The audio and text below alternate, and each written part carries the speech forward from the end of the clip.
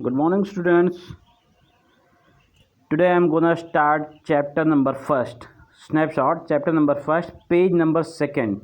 As I have taught page number first already, I have already taught page number first, so I am gonna start today page number second.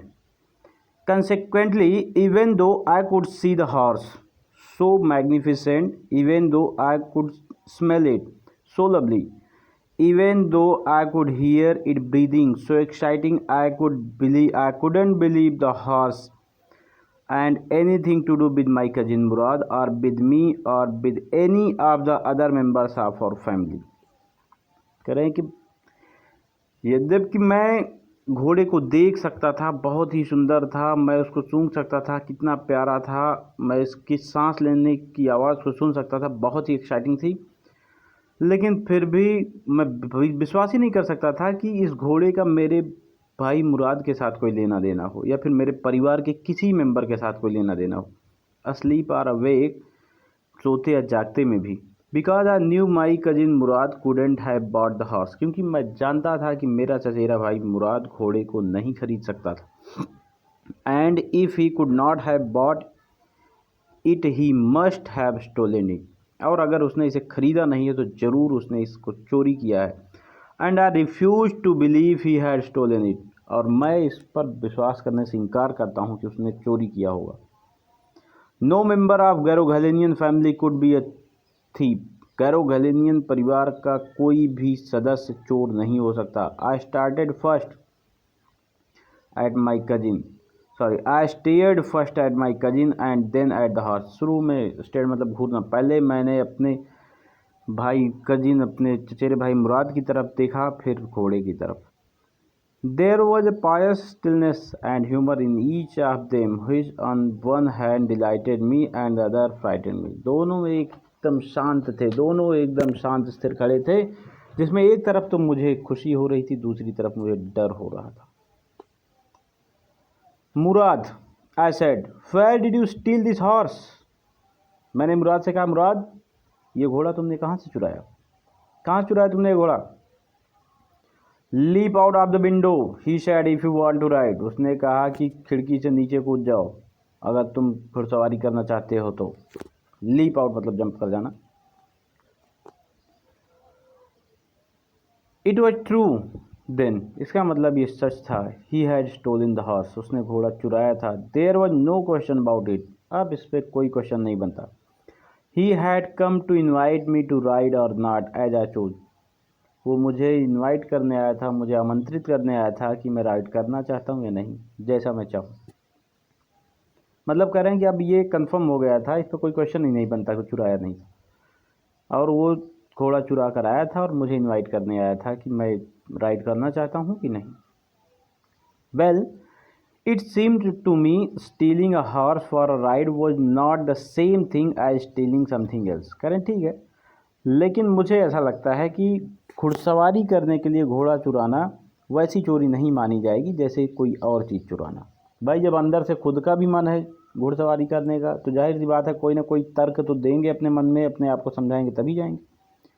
तो जबकि चोरी तो चोरी होती है, लेकिन कह रहे हैं well it seem to me, मुझे ऐसा लगता है स्टीलिंग अ हॉर्स, घोड़े को चुराना फॉर अ राइड, घुड़सवारी करने के लिए, was not the same thing as stealing something else.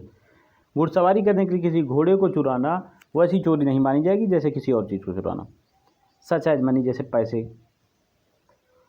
For all I knew maybe it wasn't stealing at all if you were crazy about horse the way my cousin Murad and I were. कह रहे हैं कि for all, कुछ भी हो, मैं इससे इतना जानता हूँ कि हो सकता है कि इसको चोरी ना माना जाए, खासकर अगर आप घुड़सवारी के लिए क्रेजी हों जैसे कि मेरा भाई मुराद और मैं हूँ, तो it wasn't stealing, it would not become stealing until we offer to sell the horse.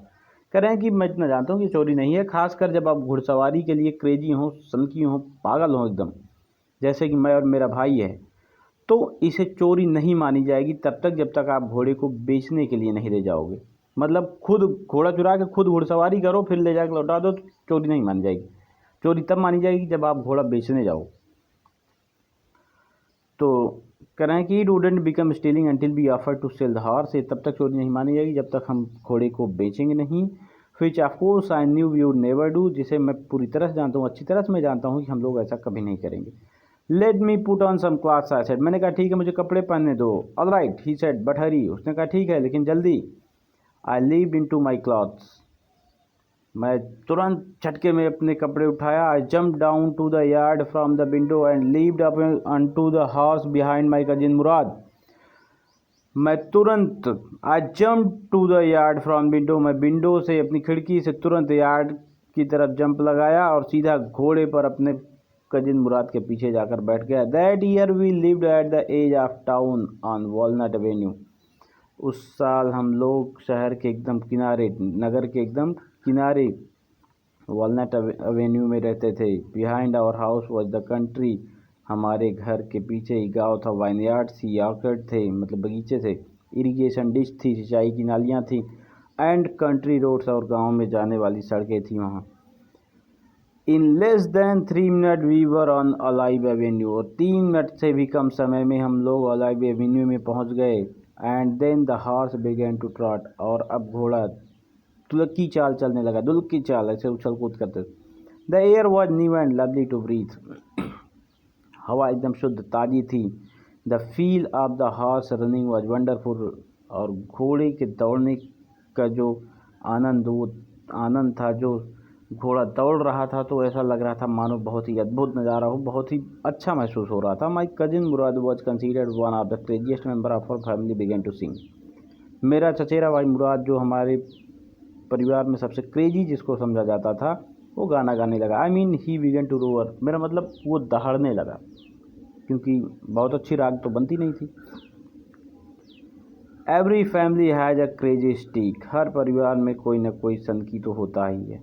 And my cousin Mourad was considered the natural descendant of the crazy streak in our tribe, और मेरा चचेरा भाई मुराद हमारे कबीले में इसको प्राकृतिक descendant मानते थे, वंशज मानते थे, इसको प्राकृतिक सनकी वंशज मानते थे इसको। Before him was our uncle Khosrove, इसके पहले हमारे अंकल खुसरो थे। An enormous man with a powerful head, जो कि एक विशाल बहुत ही भयंकर आदमी थे और एक शक्तिशाली दिमाग के साथ, ब्लैक हेयर, काले बाल, and largest mustache in the San Joaquin valley, और एक बड़ी मूछ वाले थे सैन जैक्विन वैली में।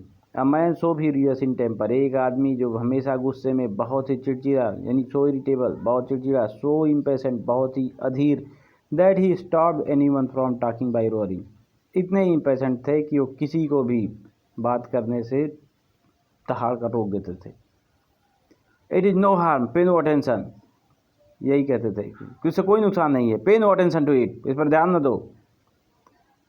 That was all, no matter what anybody happen to be talking about, कहने कि उनसे कोई मतलब नहीं होता था कि कौन व्यक्ति किस बारे में बात कर रहा है।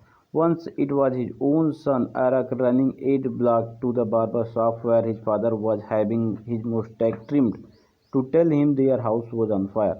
एक बार उनका खुद का बेटा जो 8 ब्लॉक से दौड़ कर आया था नाई की दुकान पर, जहां उसके पिताजी अपनी मूछ कटवा रहे थे, उनको ये बताने कि उसके घर में आग लग गई है। This man Khosrove sat up in the chair and roared, ये आदमी खुसरो अपनी कुर्सी में ही बैठ कर दहाड़ा। इट इज़ नो हार्म, कोई नुकसान नहीं, पे नो अटेंशन टू इट, इस पर ध्यान न दो। The barber said but the boy says our house is on fire, नाई ने कहा लेकिन लड़का कह रहा है कि हमारे घर में आग लग गई है।